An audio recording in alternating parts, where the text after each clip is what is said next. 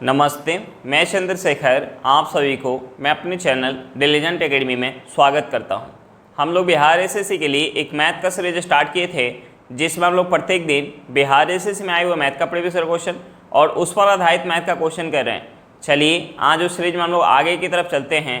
इससे पहले अगर आप मेरे चैनल पर नए हो तो चैनल को सब्सक्राइब कर लें और बेल आइकन को प्रेस करना बिल्कुल ना भूलें, ताकि आपको सबसे पहले लेटेस्ट नोटिफिकेशन मिलता रहे।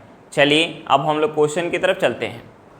देखिए हमारा क्वेश्चन क्या दिया हुआ है। हमारा क्वेश्चन है, एक व्यक्ति ने एक घोड़ा तथा एक गाड़ी 20,000 रुपये में खरीदा। बाद में उसने घोड़े को 20% लाभ से तथा गाड़ी को 10% हानि से बेच दिया। इस प्रकार से उसे कुल सौदे में 2% का लाभ रहा। घोड़े का क्रय मूल्य कितना होगा? हमें क्या निकालना है? घोड़े का क्रय मूल्य निकालना है। अब देखिए हमें क्वेश्चन में क्या दिया, हमें क्वेश्चन में घोड़ा तथा गाड़ी का हमें टोटल सीपी दिया है। हमें टोटल सीपी कितना दिया? 20,000 रुपया। और हमें क्वेश्चन में क्या दिया है? हमें क्वेश्चन में दिया है कि घोड़ा को 20% लाभ से बेच रहा है और गाड़ी को 10% के हानि से बेच रहा है, तो उसे कुल सौदे में 2% का लाभ हो रहा है। अब देखिए हम लाभ या हानि प्रतिशत किस पे काउंट करते हैं? लाभ या हानि प्रतिशत हम किस पे काउंट करते हैं? सीपी पे। तो देखिए हम लाभ या हानि लेके जब एलिगेशन लगाएंगे तो जो हमारा नीचे रेशियो निकल के आएगा, रेशियो किसका निकल के आएगा? हम लाभ या हानि किस पे काउंट करें? सीपी पे, यानी बट्टे में हमारा क्या है? सीपी है। तो हम लाभ या हानि लेके जब एलिगेशन लगाएंगे तो जो हमारा नीचे रेशियो निकल के आएगा, रेशियो किसका निकल के आएगा? जो हमारा बट्टे में होगा, यानी बट्टे में क्या है? सीपी है। तो जब हम लाभ या हानि लेके एलिगेशन लगाएंगे तो जो हमारा नीचे रेशियो निकल के आएगा, रेशियो किसका निकल के आएगा? सीपी का रेशियो निकल के आएगा। अब देखिए जब हम एलिगेशन लगाते हैं तो तीनों जगह या तो हम लाभ लेके एलिगेशन लगाएंगे या हम तीनों जगह हानि लेके एलिगेशन लगाएंगे। अब देखिए हमें क्वेश्चन में क्या दिया है? हमें क्वेश्चन में दिया है कि घोड़े पर 20% का लाभ हो रहा है, गाड़ी पर 10% का हानि हो रहा है और ओवरऑल जो है 2% का लाभ हो रहा है। अब देखिए हमें दो जगह लाभ दिया हुआ है और एक जगह हानि दिया हुआ है, तो हम एलिगेशन जो है ऐसे नहीं लगा सकते। हम एलिगेशन या तो तीनों जगह लाभ लेके लगाएंगे या हम तीनों जगह हानि लेके लगाएंगे। तो देखिए गाड़ी पर उसे 10% का हानि हो रहा है, तो हम इसे दूसरे शब्द में बोल सकते हैं कि गाड़ी पर उसे -10% का लाभ हो रहा है। तो देखिए घोड़ा पर उसे 20% का लाभ हो रहा है, घोड़ा पर उसे 20% का लाभ हो रहा है, गाड़ी पर -10% का लाभ हो रहा है और ओवरऑल 2% का लाभ हो रहा है। तो देखिए हम यहाँ एलिगेशन लगाएंगे, तो देखिए एलिगेशन जब हम लगाते हैं तो बड़े में से छोटे को माइनस करते हैं। तो देखिए 2 से ये 20 जो है बड़ा है, तो हम यहाँ 20 में से 2 माइनस करेंगे तो ये हमारा क्या हो जाएगा? 18 हो जाएगा। उसके बाद ये हमारा क्या है? प्लस का 2 है और ये हमारा क्या है? माइनस का 10 है। तो माइनस के 10 से प्लस का 2 क्या है? 12 है। यानी हम 2 में से माइनस करेंगे माइनस का 10, तो ये हमारा क्या हो जाएगा? ये हमारा हो जाएगा 12। अब देखिए हम इसे अगर 6 से काटेंगे तो ये 6 से कितने बार में जाएगा? ये 6 से 2 बार में जाएगा। ये 6 से कितने बार में जाएगा? ये 6 से 2 बार में जाएगा और ये 6 से कितने बार में जाएगा? 3 बार में। यानी यहाँ से हमारा रेशियो क्या निकल के आ गया? 2:3 निकल के आ गया। घोड़ा और गाड़ी का सीपी का रेशियो क्या निकल के आ गया? 2:3 निकल के आ गया। यानी घोड़ा का सीपी अगर 2 यूनिट होगा तो गाड़ी का सीपी कितना होगा? 3 यूनिट। यानी यहाँ से टोटल सीपी कितना हो गया? यहाँ से टोटल सीपी हो गया 5 यूनिट। जबकि हमें क्वेश्चन में टोटल सीपी कितना दिया हुआ है? हमें क्वेश्चन में टोटल सीपी दिया हुआ है 20,000 रुपये। हमें क्वेश्चन में टोटल सीपी कितना दिया? 20,000 रुपया। यानी इस 5 यूनिट का वैल्यू हमें क्वेश्चन में 20,000 रुपया दिया हुआ है, तो हम यहाँ से 1 यूनिट का वैल्यू निकाल सकते हैं। 1 यूनिट का वैल्यू कितना हो जाएगा? हम इसे अगर 5 से काटेंगे तो ये 5 से कितने बार में जाएगा? 4,000 बार में। यानी 1 यूनिट का वैल्यू क्या निकल के आ गया? 4,000 रुपये निकल के आ गया। तो हमसे पूछ क्या रहा है? घोड़ा का क्रय मूल्य। तो देखिए घोड़ा का क्रय मूल्य कितना है? 2 यूनिट। अब देखिए हमें 1 यूनिट का वैल्यू पता है, तो हम यहाँ से 2 यूनिट का वैल्यू निकाल सकते हैं। 2 यूनिट का वैल्यू कितना हो जाएगा? 8,000 रुपया। यानी घोड़ा का क्रय मूल्य कितना निकल के आ गया? 8,000 रुपये निकल के आ गया। हमारा आंसर कितना निकल के आ गया? 8,000 रुपये निकल के आ गया। चलिए क्वेश्चन समझ में आ गया होगा, नेक्स्ट क्वेश्चन पे चलते हैं। देखिए हमारा क्वेश्चन क्या दिया हुआ है। हमारा क्वेश्चन है, चीनी की कीमत 10% कम हो जाने पर एक उपभोक्ता 270 रुपये में 5 kg चीनी ज़्यादा खरीद सकता है। तदनुसार चीनी की मूल कीमत और कम हुई कीमत का अंतर प्रति केजी कितना है? अब देखिए हमें क्वेश्चन में क्या दिया हुआ है? हमें क्वेश्चन में दिया हुआ है कि चीनी की कीमत में 10% कमी हो जाने के कारण एक उपभोक्ता 270 रुपये में 5 kg चीनी ज़्यादा खरीद सकता है। यानी खर्च कितना कर रहा है? 270 रुपया। यानी पहले भी 270 रुपये खर्च कर रहा था, जिसमें 5 kg चीनी कम खरीद पा रहा था, और अब जो है 270 रुपये में 5 kg चीनी ज़्यादा खरीद रहा है। यानी खर्च क्या है? फिक्स है। यानी पहले भी 270 रुपये खर्च कर रहा था और अभी भी 270 रुपये खर्च कर रहा है। यानी खर्च क्या है? फिक्स है। देखिए खर्च फिक्स है तो जो हमारा कीमत का रेशियो होगा उसका अपोजिट हमारा क्या होगा, खपत का रेशियो होगा। अब देखिए हम यहाँ से कीमत का रेशियो निकाल सकते हैं। हमें क्वेश्चन में दिया हुआ है कि कीमत में 10% का कमी हो रहा है, कीमत में 10% का कमी हो रहा है, तो हम इस 10% को फ्रैक्शन में चेंज करेंगे। 10% को फ्रैक्शन में चेंज करेंगे, ये हमारा क्या हो जाएगा, 1/10 हो जाएगा। तो देखिए हम यहाँ से कीमत का रेशियो निकाल सकते हैं। हम यहाँ से कीमत का रेशियो निकाल सकते हैं। पहले कीमत अगर 10 यूनिट होगा तो 10 पे 1 का कमी होने के बाद कीमत कितना हो जाएगा, 9 यूनिट। अब देखिए कीमत का रेशियो हमारा निकल के आ गया, कीमत का रेशियो निकल के आ गया, तो हम यहाँ से खपत का रेशियो निकाल सकते हैं। देखिए खपत का रेशियो क्या हो जाएगा, कीमत के रेशियो के उल्टा हो जाएगा, क्योंकि खर्च हमारा क्या है, फिक्स है। यानी खपत का रेशियो हो जाएगा 9/10। यानी पहले चीनी अगर 9 यूनिट खरीद रहा था तो अब चीनी कितना खरीद रहा है, 10 यूनिट। यानी पहले की अपेक्षा कितना ज़्यादा चीनी खरीद रहा है, 1 यूनिट। जबकि हमें क्वेश्चन में क्या दिया हुआ है कि पहले की अपेक्षा 5 kg ज़्यादा चीनी खरीद रहा है। यानी इस 1 यूनिट का वैल्यू हमें क्वेश्चन में क्या दिया हुआ है, 5 kg दिया हुआ है। इस 1 यूनिट का वैल्यू हमें क्वेश्चन में क्या दिया, 5 kg दिया हुआ है। तो हम यहाँ से 9 यूनिट का वैल्यू निकाल सकते हैं। 9 यूनिट का वैल्यू कितना हो जाएगा, 45 kg हो जाएगा। और हम यहाँ से 10 यूनिट का भी वैल्यू निकाल सकते हैं। 10 यूनिट का वैल्यू कितना हो जाएगा, 50 kg हो जाएगा। यानी पहले जो है 270 रुपये में अगर 45 kg चीनी खरीद रहा था, तो अब जो है 270 रुपये में कितना kg चीनी खरीद रहे हैं, 50 kg। अब देखिए हमें चीनी का खपत पता चल गया, यानी कितना चीनी खरीद रहा था पहले और अब, ये हमें पता चल गया। तो हम यहाँ से प्रति kg चीनी का मूल्य निकाल सकते हैं। अब देखिए पहले जो है 270 रुपये में, पहले 270 रुपये में कितना चीनी खरीद रहा था, 45 kg। और अब जो है 270 रुपये में कितना चीनी खरीद रहा है, 50 kg। अब देखिए हम यहाँ से प्रति kg चीनी का मूल्य निकाल सकते हैं। हम इसे अगर 45 से काटेंगे तो ये 45 से कितने बार में जाएगा, 6 बार में। और हम यहाँ से 0 से 0 काट सकते हैं। हम इसे अगर 5 से काटेंगे तो ये 5 से कितने बार में जाएगा, ये 5 से चला जाएगा, 5 बार में हाथ में 2 आ जाएगा। हम यहाँ पॉइंट लगाएंगे, 20 हो जाएगा। 20 5 से कितने बार में जाएगा, 4 बार में। यानी पहले चीनी का कीमत अगर 6 रुपये प्रति kg होगा तो 10% कम होने के बाद चीनी का कीमत कितना हो जाएगा, 5.4 रुपये प्रति kg। तो देखिए चीनी के मूल्य में अंतर कितना है, हम यहाँ अंतर निकालेंगे तो अंतर निकल के आ जाएगा 0.6 रुपया। हम इसे क्या लिख सकते हैं, हम इसे लिख सकते हैं 60 पैसे। यानी चीनी के कीमत का अंतर कितना निकल के आ गया, 60 पैसे निकल के आ गया। हमारा आंसर क्या निकल के आ गया, 60 पैसे निकल के आ गया। चलिए क्वेश्चन समझ में आ गया होगा, नेक्स्ट क्वेश्चन पे चलते हैं। देखिए हमारा क्वेश्चन क्या दिया हुआ है। हमारा क्वेश्चन, एक बर्तन ए में अम्ल तथा पानी को 5:2 के अनुपात में मिलाया जाता है और बर्तन बी में 8:5 के अनुपात में। तदनुसार उन बर्तनों के मिश्रणों में से किस अनुपात में मिश्रण निकाले जाए कि उनमें अम्ल तथा पानी का अनुपात 9:4 हो जाए। तो देखिए हम इस क्वेश्चन को एलिगेशन से बना सकते हैं। अब देखिए एलिगेशन लगाने के लिए या तो हम सभी जगह से अम्ल लेंगे या हम सभी जगह से पानी लेंगे। तो हम सभी जगह से अम्ल ले लेते हैं। अब देखिए बर्तन ए में अम्ल कितना है, 5 यूनिट, और बर्तन ए में टोटल जो है मिश्रण कितना है, 5 यूनिट अम्ल है और 2 यूनिट क्या है, पानी है। यानी टोटल मिश्रण कितना है, 7 यूनिट। यानी टोटल 7 यूनिट में से 5 यूनिट क्या है, अम्ल है बर्तन ए में। अब देखिए बर्तन बी में अम्ल कितना है, 8 यूनिट, और टोटल जो है मिश्रण कितना है, 13 यूनिट। और हमसे पूछ रहा है कि उन बर्तनों के मिश्रणों में से किस अनुपात में मिश्रण निकाले जाए कि जो एक हमारा नया मिश्रण बन के आए उसमें जो है अम्ल और पानी का रेशियो कितना हो जाए, 9:4 हो जाए। यानी जो एक हमारा फाइनल मिश्रण निकल के आ रहा है उसमें जो है रेशियो कितना हो जा रहा है, 9:4। यानी फाइनल मिश्रण में अम्ल कितना है, 9 यूनिट, और टोटल जो है मिश्रण कितना है, 13 यूनिट। अब देखिए हम यहाँ एलिगेशन लगाएंगे। तो देखिए हम सबसे पहले क्या करते हैं, यहाँ हमारा बट्टे में क्या है, 7 है, और यहाँ बट्टे में क्या है, 13 है, और यहाँ बट्टे में क्या है, 13 है। तो देखिए हम सभी जगह से बट्टे में जो हमारा है उसे हम हटाने का कोशिश करते हैं। तो हम क्या कर लेते हैं, 7 और 13 का हम एलसीएम ले लेते हैं। 7 और 13 का हम एलसीएम ले लेते हैं। तो 7 और 13 का एलसीएम कितना हो जाएगा, 91 हो जाएगा। 7 और 13 का एलसीएम कितना हो जाएगा, 91 हो जाएगा। तो हम सभी जगह इसके एलसीएम से गुणा कर देते हैं। हम सभी जगह एलसीएम से गुणा कर देते हैं। यहाँ भी हम एलसीएम से गुणा कर देंगे। अब देखिए ये 7 से कितने बार में जाएगा, 13 बार में। ये 13 से कितने बार में जाएगा, 7 बार में। ये 13 से कितने बार में जाएगा, 7 बार में। यानी यहाँ से हमारा क्या हो जाएगा, ये कितने बार में जाएगा, ये 13 बार में जाएगा। 13 में अगर हम 5 से गुणा करेंगे तो ये हमारा कितना हो जाएगा, 65 हो जाएगा। और ये कितने बार में जाएगा, 7 बार में। 7 में अगर हम 8 से गुणा करेंगे तो ये हमारा कितना हो जाएगा, 56 हो जाएगा। उसके बाद ये कितने बार में जाएगा, 7 बार में। 7 में अगर हम 9 से गुणा करेंगे तो ये हमारा कितना हो जाएगा, 63 हो जाएगा। अब देखिए यहाँ जो है एलिगेशन लगाना हमारा आसान हो गया। हम यहाँ एलिगेशन लगाएंगे तो बड़े में से छोटे को माइनस करेंगे। तो देखिए 56 से 63 क्या है, बड़ा है। तो हम यहाँ 63 में से 56 माइनस करेंगे, ये हमारा क्या हो जाएगा, 7 हो जाएगा। उसके बाद 65 जो है 63 से बड़ा है, तो हम 65 में से 63 माइनस करेंगे, ये हमारा क्या हो जाएगा 2 हो जाएगा। यानी यहाँ से हमारा रेशियो क्या निकल के आएगा 7:2। यानी उन दोनों बर्तनों के मिश्रणों में से अगर 7:2 के अनुपात में मिश्रण निकाल कर मिलाया जाएगा तो एक जो हमारा नया मिश्रण बन के आएगा उसमें अम्ल और पानी का रेशियो कितना हो जाएगा 9:4। यानी हमारा आंसर क्या निकल के आएगा 7:2 निकल के आएगा।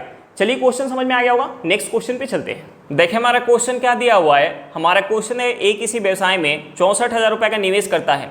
कुछ महीने के बाद 48,000 रुपये लेकर बी उसके साथ सम्मिलित हो गया। वर्ष के अंत में कुल लाभ उनके बीच 2:1 के अनुपात में बांटा गया। बी कितने महीने के बाद सम्मिलित हुआ था। हमें क्या निकालना है कि उस व्यापार में बी जो है कितने महीने बाद सम्मिलित हुआ, हमें जो है उस टाइम को निकालना है।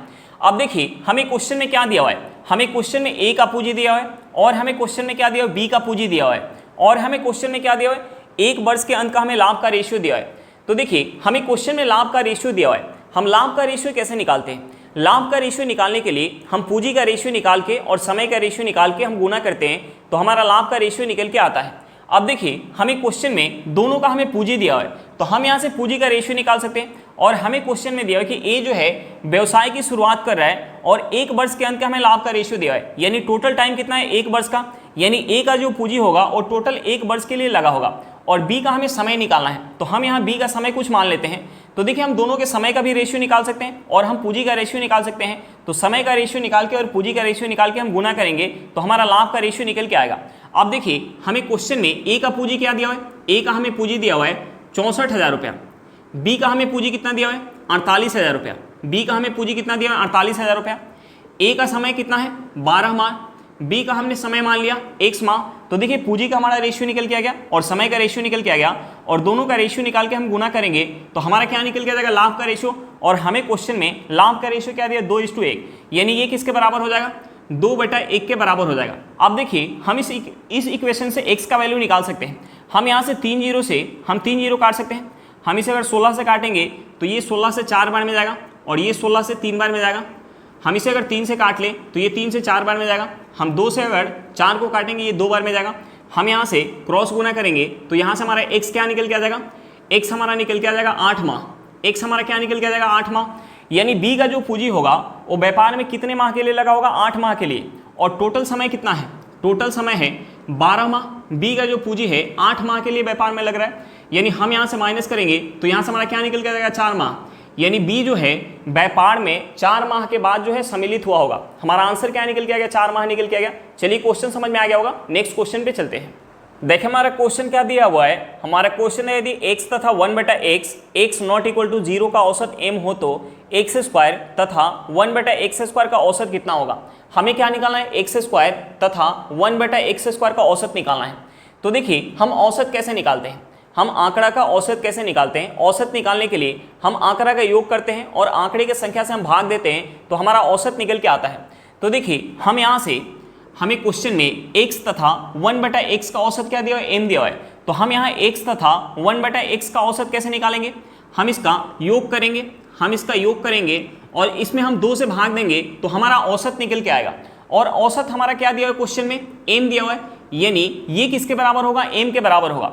अब देखिए हम यहाँ से क्या लिख सकते हैं, हम यहाँ से लिख सकते हैं x + 1/x = 2m। अब देखिए हमसे पूछ क्या रहा है, हमसे पूछ रहा है x स्क्वायर तथा 1/x स्क्वायर का औसत पूछ रहा है। तो हम यहाँ से अगर औसत निकालेंगे तो यहाँ से हमारा औसत क्या हो जाएगा x square plus 1/x square बटा क्या हो जाएगा 2 हो जाएगा। अब देखिए हम यहाँ से इसे लिख सकते हैं, हम यहाँ से इसे लिख सकते हैं x + 1/x का होल स्क्वायर माइनस 2 लिख सकते हैं। हम इसे लिख सकते हैं x + 1/x का होल स्क्वायर माइनस 2 लिख सकते हैं, क्योंकि हम यहाँ से अगर इसे खोलेंगे तो ये हमारा क्या हो जाएगा x square plus 1/x square plus 2 × x × 1/x। तो x और 1/x हमारा कट जाएगा, यानी हमारा बचेगा क्या 2। यानी हमने यहाँ एक्स्ट्रा क्या ले लिया 2 ले लिया, तो हम इसमें से 2 माइनस कर देंगे तो ये हमारा इसके बराबर हो जाएगा, बट्टे में हमारा क्या हो जाएगा 2 हो जाएगा। अब देखिए यहाँ से हमारा x + 1/x = क्या निकल गया है 2m। तो हम यहाँ x + 1/x का वैल्यू पुट करेंगे तो देखिए यहाँ से हमारा क्या हो जाएगा 2m का स्क्वायर। तो देखिए 2m का स्क्वायर करेंगे तो ये हमारा क्या हो जाएगा 4 एम स्क्वायर माइनस 2 बटा क्या हो जाएगा 2 हो जाएगा। अब देखिए हम इसमें अगर 2 से भाग देंगे तो यहाँ से हमारा हो जाएगा 2 एम स्क्वायर माइनस 1। यहाँ से हमारा सही आंसर क्या निकल के आ जाएगा ऑप्शन सी। सही आंसर क्या निकल के आ जाएगा ऑप्शन सी। चलिए क्वेश्चन समझ में आ गया होगा, नेक्स्ट क्वेश्चन पे चलते हैं। देखिए हमारा क्वेश्चन क्या दिया हुआ है। हमारा क्वेश्चन है मान लो x न्यूनतम संख्या जिसे 5, 6, 7 और 8 से विभाजित करने पर प्रत्येक मामले में 3 शेषफल रहता है, परंतु 9 से विभाजित किए जाने पर कोई शेषफल नहीं रहता। x के अंकों का योग क्या है। हमें क्या निकालना है, x के अंकों का योग निकालना है। तो देखिए x के अंकों का योग निकालने के लिए हमें सबसे पहले x का मान निकालना पड़ेगा। अब देखिए हमें क्वेश्चन में x क्या दिया हुआ है। हमें क्वेश्चन में x जो है वह न्यूनतम संख्या दिया हुआ है जिसे 5, 6, 7 और 8 से विभाजित करने पर प्रत्येक मामला में 3 शेषफल रहता है, परंतु 9 से विभाजित करने पर कोई शेषफल नहीं रहता। तो हम सबसे पहले क्या करेंगे, 5, 6, 7 और 8 से हम विभाजित कर रहे हैं तो 3 शेष रह रहा है। तो हम सबसे पहले क्या करेंगे, 5, 6, 7 और 8 का हम एलसीएम निकालेंगे। हम सबसे पहले क्या करेंगे, 5, 6, 7 और 8 का हम एलसीएम निकालेंगे। अब देखिए हम एलसीएम निकालने के लिए क्या करते हैं, हम एलसीएम निकालने के लिए सबसे पहले सबसे बड़े नंबर का हम फैक्टर करते हैं। तो यहाँ सबसे बड़ा क्या है 8 है, तो हम 8 का फैक्टर करेंगे। तो 8 का फैक्टर क्या हो जाएगा 2 गुने 2 हो जाएगा। उसके बाद हम 7 का फैक्टर करेंगे तो 7 का फैक्टर क्या हो जाएगा 7 हो जाएगा। उसके बाद हम 6 का फैक्टर करेंगे तो 6 का फैक्टर क्या हो जाएगा 2 गुने 3, 2 है हमें 3 लेना पड़ेगा, 2 है हमें 3 लेना पड़ेगा। उसके बाद हम 5 का फैक्टर करेंगे तो 5 का फैक्टर क्या हो जाएगा 5 हो जाएगा। अब देखिए हम यहाँ गुना कर लेंगे तो हमारा एलसीएम निकल के आ जाएगा। हम यहाँ गुना करेंगे तो ये हमारा हो जाएगा 8, 8 में हम 5 से गुना करेंगे 40 हो जाएगा, 40 में अगर हम 3 से गुना करेंगे तो ये हमारा हो जाएगा 120, 120 में हम 7 से गुना करेंगे तो ये हमारा क्या हो जाएगा 840। एलसीएम क्या निकल के आ गया 840। तो देखिए 840 वह न्यूनतम संख्या होगा जो 5, 6, 7 और 8 से पूरी तरीका से विभाजित होगा। लेकिन हमें क्वेश्चन में दिया हुआ है कि हमें वह न्यूनतम संख्या चाहिए जिसे 5, 6, 7 और 8 से विभाजित करें तो प्रत्येक मामला में 3 शेष बचे, परंतु उसे 9 से विभाजित करें तो कोई शेष ना बचे। तो देखिए यहाँ से हमारी संख्या क्या हो सकती है, अगर हम इसमें 3 ऐड करेंगे, हम इसमें 3 ऐड करेंगे तो ये हमारा कितना हो जाएगा, 3 ऐड करेंगे तो ये हमारा हो जाएगा 843। अब देखिए 843 वह न्यूनतम संख्या होगी जिसे 5, 6, 7 और 8 से विभाजित करने पर प्रत्येक मामला में 3 शेष बचेगा। लेकिन ये 9 से भी विभाजित होना चाहिए। हमें दूसरा कंडीशन दिया हुआ है कि वह जो संख्या है वो 9 से पूरी तरीके से विभाजित होनी चाहिए। तो देखिए अगर हम इसे 9 से काटेंगे तो 9 से विभाजता का नियम क्या है कि संख्या के अंकों का योग अगर 9 से विभाजित है तो वह संख्या हमारी 9 से विभाजित होगी। तो हम यहाँ अगर अंकों का योग देखेंगे तो ये हमारा कितना हो जाएगा 15 हो जाएगा। यानी ये संख्या 9 से विभाजित नहीं होगी, तो ये जो संख्या हमारी है न्यूनतम संख्या नहीं होगी, x का वैल्यू 843 नहीं होगा। तो हम क्या करेंगे, इसका मल्टीपल लेंगे, इसका मल्टीपल यानी एलसीएम का अगर हम मल्टीपल लेंगे तो वह भी संख्या क्या होगा 5, 6, 7 और 8 से पूरी तरीके से विभाजित होगा। तो हम इसका अगर मल्टीपल लेंगे तो मल्टीपल क्या हो जाएगा, हम इसमें अगर 2 से गुना कर ले तो ये हमारा हो जाएगा 1680 प्लस का 3, ये हमारा क्या हो जाएगा, ये हमारा हो जाएगा 1683। अब देखिए 1683 जो संख्या होगा 1683 5, 6, 7 और 8 से विभाजित करने पर प्रत्येक मामला में 3 शेष देगा। अब हम इसे 9 से चेक कर लेते हैं। अब देखिए 9 से विभाजता का नियम क्या होता है कि संख्या के अंकों का योग 9 से विभाजित हो तो वह संख्या हमारी 9 से विभाजित होगी। तो हम यहाँ अगर अंकों का योग करेंगे तो ये हमारा कितना हो जाएगा, ये हमारा हो जाएगा, ये हमारा हो जाएगा 7 और ये हमारा कितना हो जाएगा 7 प्लस 8 कितना हो जाएगा 15, 15 प्लस 3 कितना हो जाएगा 18। यानी 18 जो है 9 से विभाजित है, यानी ये संख्या हमारी 9 से विभाजित होगी। यानी वह न्यूनतम संख्या क्या हो गई 1683 हो गई। अब देखिए हमें x का वैल्यू पता चल गया, हमें जो है x का वैल्यू पता चल गया। x का वैल्यू क्या निकल के आ गया 1683 निकल के आ गया। और हमसे पूछ क्या रहा है, x के अंकों का योग पूछ रहा है, यानी हमसे पूछ रहा है अंकों का योग। तो 1 + 6 + 8 + 3 हो जाएगा। हम यहाँ इसे ऐड करेंगे तो ये हमारा कितना हो जाएगा, हम इसे ऐड करेंगे तो ये हमारा कितना हो जाएगा, ये हमारा हो जाएगा 18। यानी हमारा आंसर क्या निकल के आ गया, x के अंकों का योग क्या निकल के आ गया 18 निकल के आ गया। हमारा आंसर क्या निकल के आ गया 18 निकल के आ गया। चलिए क्वेश्चन समझ में आ गया होगा, नेक्स्ट क्वेश्चन पे चलते हैं। देखिए हमारा क्वेश्चन क्या दिया हुआ है, हमारा क्वेश्चन है उन दो क्रमागत सम संख्याओं का योग क्या है जिनके वर्गों का अंतर 84 है। अब देखिए हमसे क्वेश्चन में पूछ क्या रहा है, दो क्रमागत सम संख्या का योग पूछ रहा है जिनके वर्गों का हमें अंतर क्या दिया है 84 दिया है। तो हमें सबसे पहले क्या करना पड़ेगा, दो क्रमागत सम संख्या मानना होगा। तो देखिए हमने मान लिया कि छोटी वाली सम संख्या x है तो बड़ी वाली सम संख्या क्या होगी x + 2 होगी। क्योंकि दो क्रमागत सम संख्या के बीच का अंतर कितना होता है, 2 होता है। अब देखिए हमें क्वेश्चन में क्या दिया है, हमें क्वेश्चन में दोनों के वर्गों का अंतर दिया है। तो देखिए हम यहाँ से अगर दोनों के वर्गों का अंतर निकालेंगे तो ये हमारा हो जाएगा x प्लस 2 का whole square minus x square. अब देखिए यहाँ से जो हमारा दोनों के वर्गों का अंतर निकल के आएगा और हमें क्वेश्चन में दोनों के वर्गों का अंतर क्या दिया, 84 दिया हुआ है, यानी ये किसके बराबर हो जाएगा, 84 के बराबर हो जाएगा। अब देखिए हम इस इक्वेशन से x का वैल्यू निकाल सकते हैं। यहाँ से हम लिख सकते हैं, यहाँ से लिख सकते हैं x square plus 4 plus 4x minus x square equal to 84। अब देखिए यहाँ हमारा क्या है, प्लस का एक्स स्क्वायर और यहाँ क्या है, माइनस का एक्स स्क्वायर, यानी ये दोनों आपस में कट जाएगा।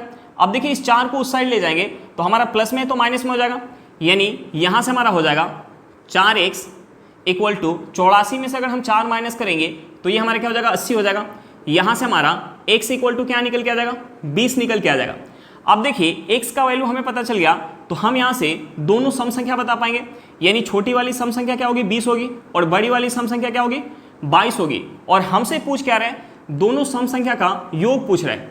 तो देखिए योग क्या हो जाएगा, दोनों सम संख्या का योग क्या हो जाएगा, 20 प्लस का 22, ये हमारा क्या हो जाएगा, 42 हो जाएगा। यानी हमारा आंसर क्या निकल के आ गया, 42 निकल के आ गया। चलिए क्वेश्चन समझ में आ गया होगा, नेक्स्ट क्वेश्चन पे चलते हैं। देखिए हमारा क्वेश्चन क्या दिया हुआ है, हमारा क्वेश्चन है दी गई साधारण ब्याज की दर से किसी समयावधि के लिए मूलधन तथा मिश्रधन 4:5 के अनुपात में है।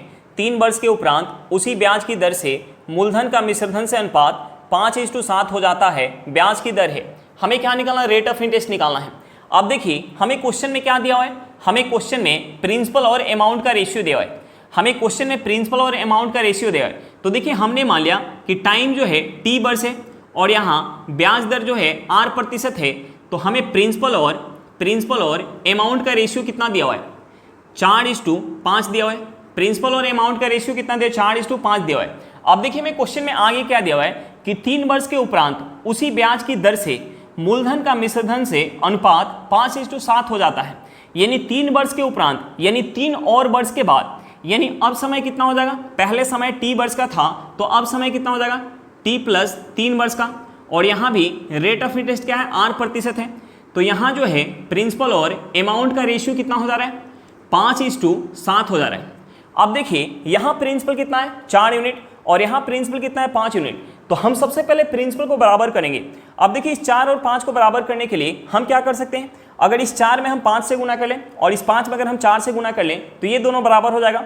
अब देखिए अगर हम यहाँ 5 से गुना करेंगे तो हमें इस रेशियो में 5 से गुना करना पड़ेगा। अगर हम यहाँ 4 से गुना करेंगे तो हमें इस रेशियो में 4 से गुना करना पड़ेगा।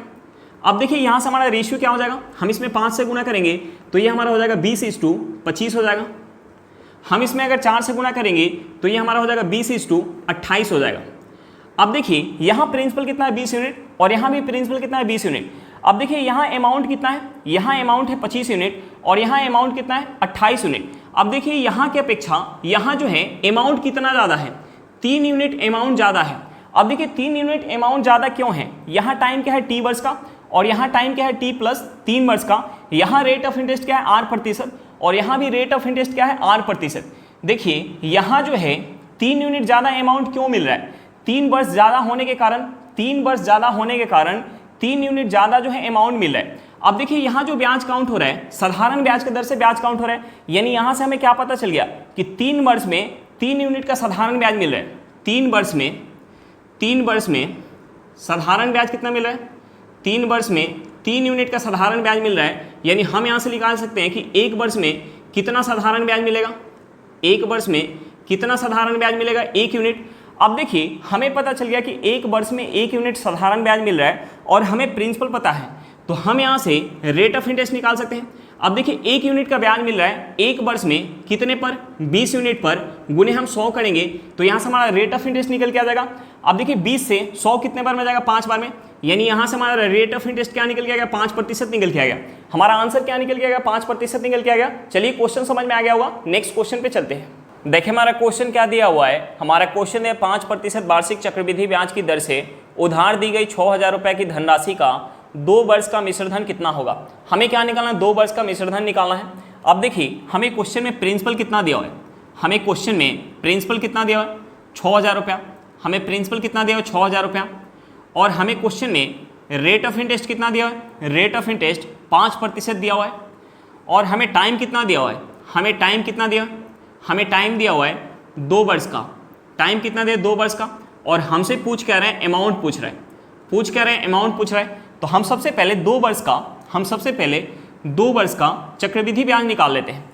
अब देखिए यहाँ जो है प्रिंसिपल कितना दिया 6,000 रुपया और रेट ऑफ इंटरेस्ट कितना दिया 5%, यानी पहले वर्ष प्रिंसिपल का 5% ब्याज मिलेगा। तो देखिए 6,000 का अगर हम 5% निकालेंगे तो ये हमारा कितना हो जाएगा, 6,000 का अगर हम 5% निकालेंगे तो ये हमारा हो जाएगा 300 रुपया। अब देखिए दूसरे वर्ष भी हमें प्रिंसिपल का 5% ब्याज मिलेगा, यानी कितना मिल जाएगा, 300 रुपया मिल जाएगा। अब देखिए यहाँ जो ब्याज काउंट हो रहा है, चक्रवृद्धि ब्याज के दर से ब्याज काउंट हो रहा है, तो हमें पहले वर्ष केवल प्रिंसिपल पे ब्याज मिलेगा, दूसरे वर्ष हमें प्रिंसिपल पे तो मिलेगा ही, प्लस का हमें क्या मिलेगा, जो पहले वर्ष ब्याज मिला है उस ब्याज का भी हमें 5% ब्याज मिलेगा। तो देखिए 300 का अगर हम 5% निकालेंगे, 300 का 5% कितना हो जाएगा, 15 हो जाएगा।